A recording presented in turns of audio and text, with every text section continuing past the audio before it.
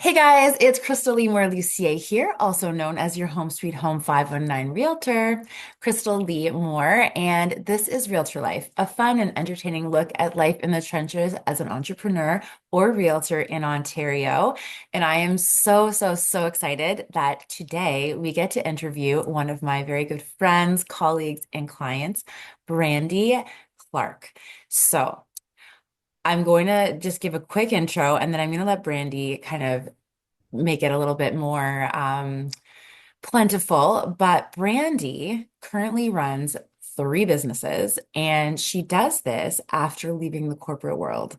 So, Brandi, you run Brandi Clarke Consulting, Simply Yoga Canada, and Brandi Clarke Abstract. I would love to hear all about it, but before that, please give a little intro of who you are and yeah, what do you want us to know about you first? Okay, well, thank you, Krystal. I'm very excited to be here. And I actually didn't know how to say your last name fully. And Oh, it's really? beautiful. Because there's Yeah, so many of them. no, but the Lucier, how did you say it? Lucier, Oh, it's beautiful. thank So you. I'll call you that going forward. But yeah, excited to be here. Brandi Clarke. About me, I'm a dog mom, I'm a yogi, and I'm a recovering corporate executive. Probably the best way to summarize. Amazing. Yeah. Yeah. So I think that's the first thing I wanted to dig in. So we have a lot of realtors and entrepreneurs listening. That's kind of our target audience. So and I think a lot of people that get into the entrepreneur space at one point were in an employer relationship or they were in the corporate space. Now, you recently decided to take the whole corporate life and brush it aside. Um, which is amazing. And before we get into your side of the story, I want to say, I'm not wearing any, I don't think I'm wearing any Brandi pieces today, but Brandi has this amazing heart for giving back, as so many entrepreneurs do. And when she decided to leave the corporate world, she realized she had a lot of clothing that she wasn't going to be using anymore. Can you tell us a little bit about this recent decision to give back to a very important charity here in London, um, and how it came about that you thought it'd be a great idea to basically sell your clothes for charity? Sure, yeah. So I think, like a lot of people in the corporate world, there is a certain armor that we wear, and that comes. Part of it is the clothing that we wear, right? And we work in these jobs, and we shop, and we curate this image of ourselves. And when I decided to leave the corporate world, that armor started to fall away, or it started to change, and I recognized that I had invested so much of my time and my efforts in curating what this individual looked like, both internally and externally, and the clothes were a big part of that. So I loved what I had, but all of a sudden in my home office and in the yoga and wellness space and the retreat space, I no longer had a need for these pieces. But I like to believe that some of them are pretty fantastic, right? And again, I invested a lifetime in curating this wardrobe. So I thought it was actually interesting. My sister-in-law and I always exchange outfits, and she's like, "What are you going to do with your clothes?" I'm really excited about a potential windfall, but you got to be able to figure out something more. And so her and I sat down and brainstormed, and it was actually her idea that said, "Why don't you have some sort of a sale?" And I was like, "Okay, well that makes sense, but what do we do with it?" And I've been a member of the Inova board, which is a women's shelter here in London, Ontario. I'm going into my fourth year, so I thought, well, let's have this sale and donate the proceeds towards Inova. And the most incredible thing happened, Krystal, and you were an integral part of that, is that what started off as one event turned into three, Mm. because the first event was at the Upcycle and Bubblies event, and people paid sort of a entrance fee to go towards Inova, and then they purchased pieces after for 5, 10, 15, $20. And but when people picked up the pieces, they said, "Well, I've got really great things too that I'd like to share." Right? That in if you're bringing it in, you need to pull it out. Yeah. Something that I think a Yep. number of us subscribe to, right? And so what happened is that people that came to the first one said, "All right, well, I picked up a few pieces. Now I've got more to give back." And it really just turned into this, as I said, multiple um, multiple day event, if you will, in different Amazing. locations with different people. And so in total, we raised about $2,000, just over that, as well as a number of women's sanitary products. People started to donate that. Yes. And then with the leftover clothing, we were able to donate it to another organization through Goodwill Industries to help men get back into the workforce. That's amazing. Amazing. Now, yeah, and thank you for your heart. Like that's just so nice. I mean, my wardrobe appreciates it too. Um, And you my look so good. thank you. My teammate Mina and I have a joke. We're like, "Are you wearing a Brandi outfit today?" So we're pretty happy. But you touched on a few things. So your three businesses. Um, I'd like to hear about them, but first, I think you've been doing business three, Clarke Abstract, for Mhm. a while. So maybe ch talk about that and then the decision to leave the corporate world. Like, how did that happen? Sure. So Brandi Clarke Abstract, I've always been involved in art in some way, shape, or form, whether it's through movement, through acting, through designing, and painting. So during COVID, I think a lot of us sort of went back to activities they may have had or tried to find ways to creative outlets to find joy. And so I started to paint in my basement, much to my husband's chagrin, because there is paint on every surface. But luckily, it's unfinished. Okay, so I started to do that for just for joy, and I created an Instagram. So I was learning how to like market it and just get it out into the world. Yeah. And but I had actually been painting for probably about 2 years before I went live with the Instagram because I was so worried about the judgment that would follow. That people may say, "Ew, your pieces are yuck," but then I reframed it, and it was more, "This is something that brings me joy, and I'll share it with the world, and people may like it and they may not, but that's okay." And so I've been doing it now, I guess, for about 4 years. I have now worked on a number of commission pieces. People have reached out, and I curate it for their spaces. I also create pieces and donate them to various charities for fundraisers. It's benefited, yeah, Fight to End. We have Yeah. the Peace Society, London Chamber of Commerce, a number of community organizations as well. And that was really just sort of soul food for me. That wasn't meant to be a business going forward, but the transition from corporate, I think, also going back to that gross C word, which is COVID, people started to reevaluate what mattered to them. And I've spent almost 25 years in the corporate world. I've had a very aggressive career, very successful career. I became a VP. I signed my contract on my 40th birthday, and I was like, yes, Yeah. this is amazing. I am checking all the boxes. And then something had shifted in me, and I thought, but there's no, I couldn't find joy in what I was doing every day. And that bothered me because I loved the team I worked with. I loved my staff.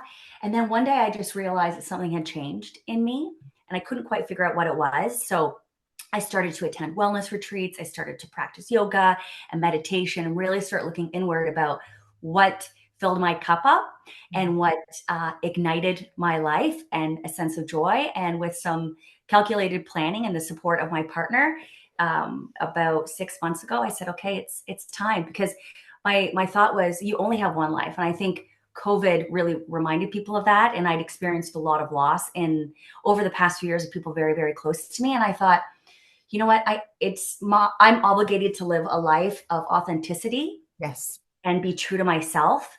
And the art helped me tap into that a little bit. Yeah. And the rest is history. There we are. Do you know what? It's amazing that you say that too, because it is, we don't know how many trips around the sun we get, right? And oftentimes we're kind of chasing this thing that we think that we want or we're supposed to want. Um, and then it's kind of like to what end? So I like that you said that, like what's bringing you joy? Mhm. And so you left the corporate world and then did something very cool that we all participated in vicariously on Facebook and Instagram. What did you do next? So I resigned from my position, and then I hopped on a plane and went to Bali and practiced yoga and As one meditation. does. Right? It was on my bucket list. And the most bizarre thing, Krystal, if I could share this, because Yeah. I could actually see it in my office.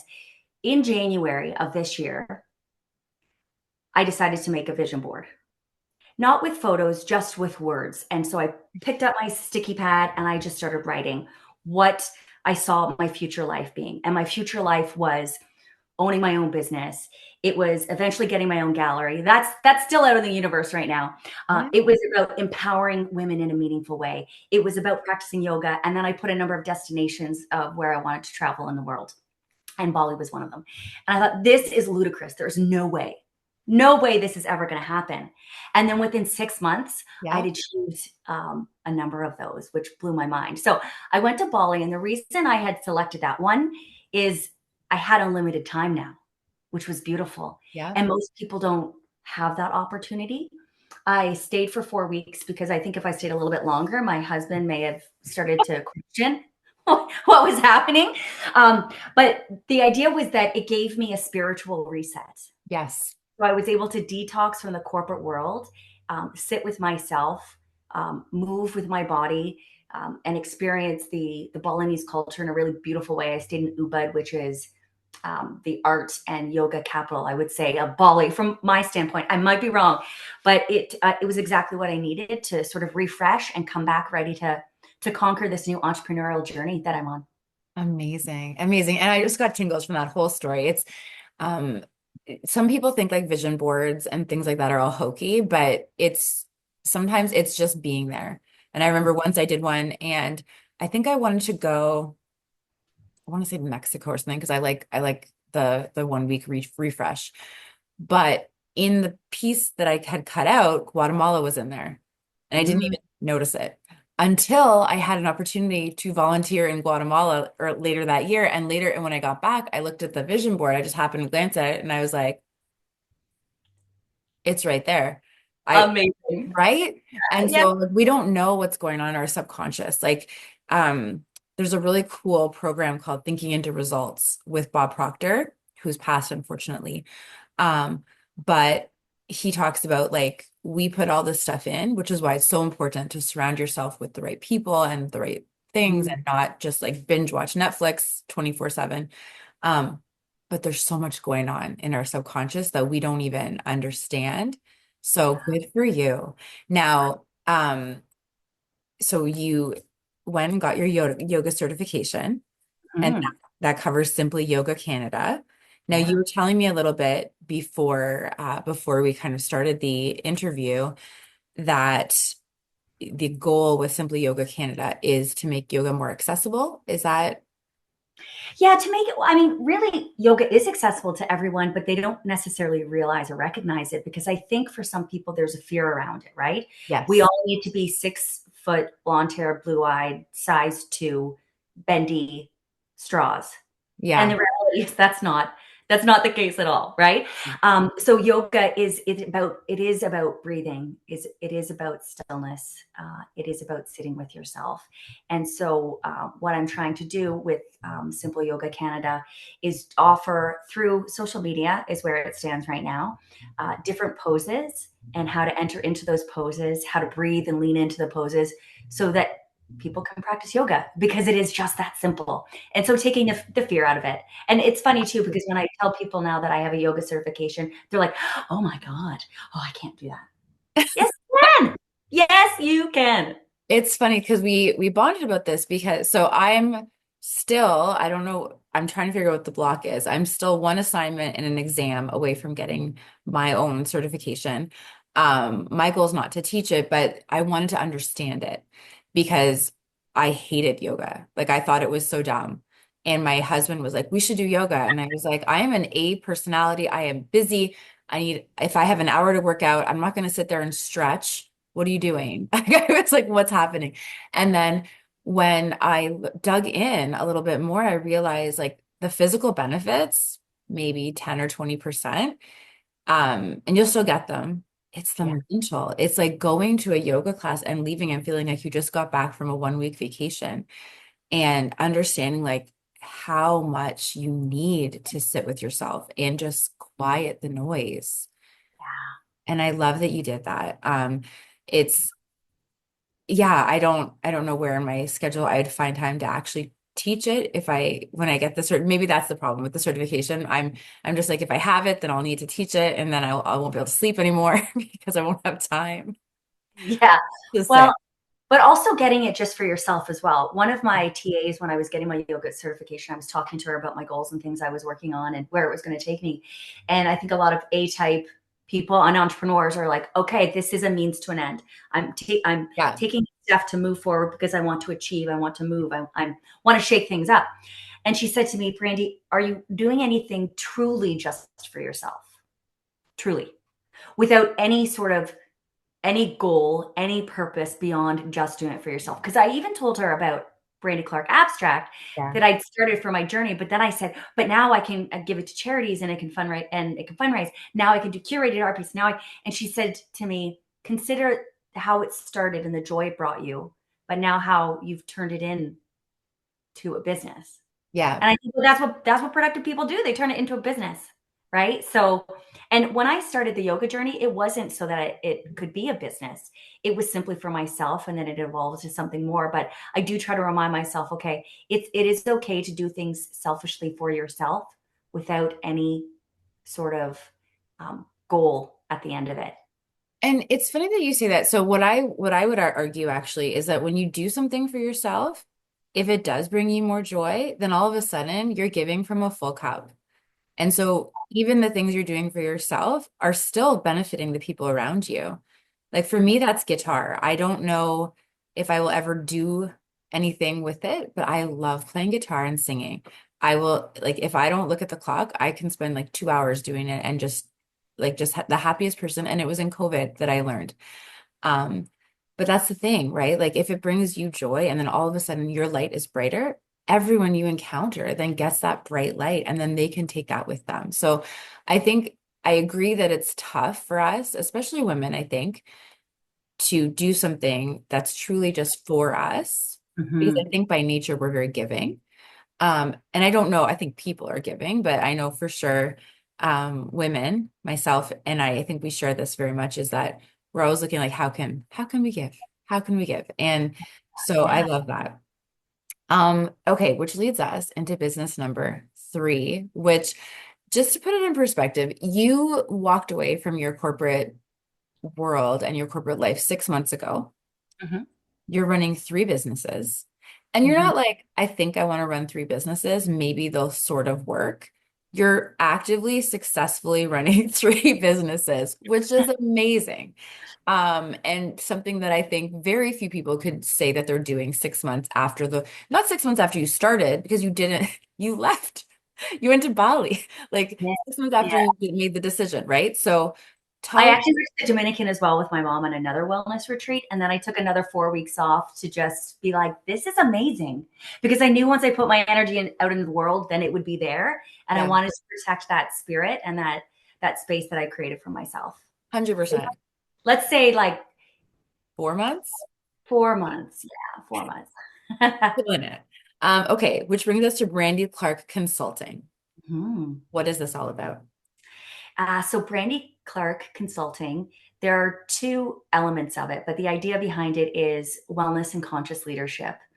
And the way that I came to the wellness and conscious leadership is that as an executive leader, it can be a very lonely place. I think for so many people, but in a senior leadership role, it can be isolating at times.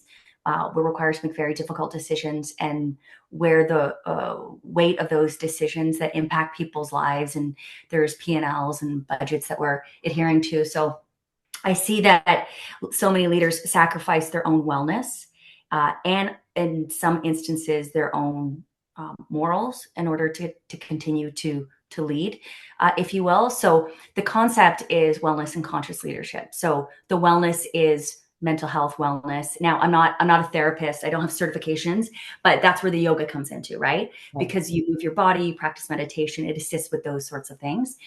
And also taking time out for yourself. So leading by example, taking the vacation, turning off your phone. That is so hard for people to do, right? Oh, And yeah. the leadership is being aware of those things and being aware of how your behaviors and your decisions impact people around you. So under the Brandi Clarke Consulting umbrella, I've got sort of two areas. Or so I've got the coaching. So I offer one-on-one coaching for executives. I also offer one-on-one mentoring programs for emerging leaders.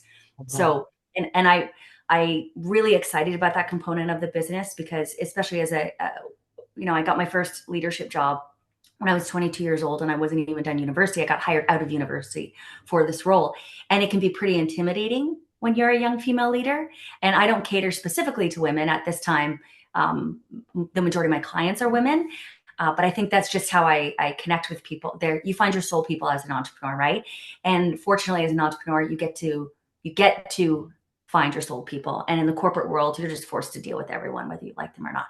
So there's one of the perks. Let's talk about that. But the other side of it is the retreats. So I Yes. host wellness and leadership retreats. So the idea is that these are business-minded individuals. They're in leadership roles. They could be emerging leaders. In fact, next week I've got a retreat, and it's a collection of people in various roles, from say project management roles up to executive roles. And I'm really excited to have these individuals in the Muskoka for 3 nights, 4 days. And so these retreats are based around, there's some strategy, there's some leadership. I've got a master's in leadership. So taking those learnings and those experiences, as well as my lived executive experience, and then the wellness side of it. And there's buckets that I explore in all of my retreats. So there's joy, right? Playfulness, happiness, Yeah. there's movement, Yeah. and there's also business, right? There's business strategy. This particular retreat is geared towards women. So we'll be talking about things that women experience in business. Yeah. And we'll do it in the background of the gorgeous Muskoka landscape. Yeah. So that's it, the retreat. So I curate them specifically for organizations, for their leadership teams. And Wonderful. then I'll post other ones as well, where I interview the candidates, because I think it's important to have the right dynamics and the right ecosystem set up for people to Yeah. ensure that they're successful. And then the last bucket that I have in there is nutrition. So we have a really exciting nutritional journey. We consult with people in advance about their nutritional desires, if you will, Yeah. and we create experiences around that. So that's what I do, Krystal. It's amazing. So yes, and I remember when you decided to do this, you talked about it in our women's networking leadership group, and you said you were doing this, and I believe it sold out in a very short time. Less Um, than 2 weeks. 2 weeks, and that's amazing. And then what I think is important for this audience is that, so there are leadership retreats that, as an entrepreneur, you are a leader. You're a leader of your own business. You're a CEO of your business. If you don't have a team yet, you're still a leader of your business. And if you do have a team, you're a leader. Yeah. But I think it's also important to note that these, you can coexist with people in the corporate world at a retreat level. Now, Mhm. this one sold out. You have another one. You had done some recon work out of the country. And you were talking a little bit about another one that you might have coming up. Where is that located? Yeah, so I've not secured a date just yet, but I did do some recon work in Costa Rica. So Costa Rica is an incredible retreat location as well. So I hope to have that happening Q3 likely in 2025, but Q1 and Okay. Q2, I've already got 3 other ones booked, which is a women's. I've partnered with another male executive that went through a similar journey as I did. He decided to leave his senior role, and we're collaborating on a men's leadership and wellness. Wonderful. Very, very important, that men be included in this conversation, and they be given the space to honor their feelings and Oh, yeah. explore that in nature. And then I've also got one for couples. Amazing. Not Amazing. like the movie though. It's not a couples retreat like the movie. It's not going Eden to. East and Eden West. We just rewatched it. I Um, love it. I love it. I think the nutrition is important too, because I find, especially, so realtors for sure, entrepreneurs, but I think everyone, whether you're late at the office or you're driving around from appointment to appointment, it is very easy to just shove whatever you have time for in your mouth. So it could be fast food, it could be chips, it could be candy. I'm currently doing a 0 sugar 1 month challenge, and just paying attention to the differences in my body from eating actual healthy food. So I love that you've incorporated the nutrition into your retreat. Now, I think we could talk for hours and hours and hours, but we try to keep these short, and I'm sure there's so much we could talk about. But how can people reach out for all three of these businesses? You mentioned Instagram. Is that kind of the best way? Well, brandiclarke.ca, so Clarke with an E, is Wonderful. my consulting website. People enter in a form there, and we can set up a time to have a chat. I'm always available through Instagram as well. So Brandi Clarke Consulting and Simple Yoga Canada and Brandi Clarke Abstract. So look up Brandi Clarke. She is around. He is around. And I want to say, we talked about this before we press record. Um, Brandi was mentioning that her background is a little bit bare. And the reason it's bare is that in another call, which is fantastic, she had one of her own pieces. And what happened? And they purchased it. So, Which is, and they're beautiful pieces. But I think what makes it even better is that you can tell that you put your heart and soul into them. And we're very excited that two of those pieces will be in the silent auction at the Fight to End Homelessness event on November 21st. And Brandi's an alum, so she also got into the ring to fight for those who can't fight for themselves. Oh my goodness, 2022? mhm, I yes. feel like after COVID, like my chances of getting a year right when I go back in my memory is it's a 50-50. And with the fight tent, I always tell leaders this as well, and I was the same way. And I think excuse me, entrepreneurs do this as well. Is we're willing to do anything. Like I'm willing to look silly for a great cause, Yeah. and I think that entrepreneurs show up that way all the time, right? We're willing to fall on our face. We're willing to do anything if it's going to make things better, whether it's ourselves or the world. And the fight to end is a really great initiative that's made a huge difference. So kudos to you on that, Krystal. Thank you very much. It's an amazing team, and we have some really great fighters this year. So yeah, we are less than 2 weeks to go, exact like 13 days from today. And yeah, really excited. But Brandi, thank you so much for taking the time today. This is so great. You're just killing it and such an inspiration to so many people. We'll leave it there. Please reach out to Brandi, brandiclarke.ca or Brandi Clarke Consulting on Instagram. She is a delight to spend time with. So if you even get a chance to have a conversation, do it. Big recommend. Thank you so much, Brandi. Thank you. We'll definitely have so much more to talk about. But for now, enjoy the day, everyone, and thank you for listening.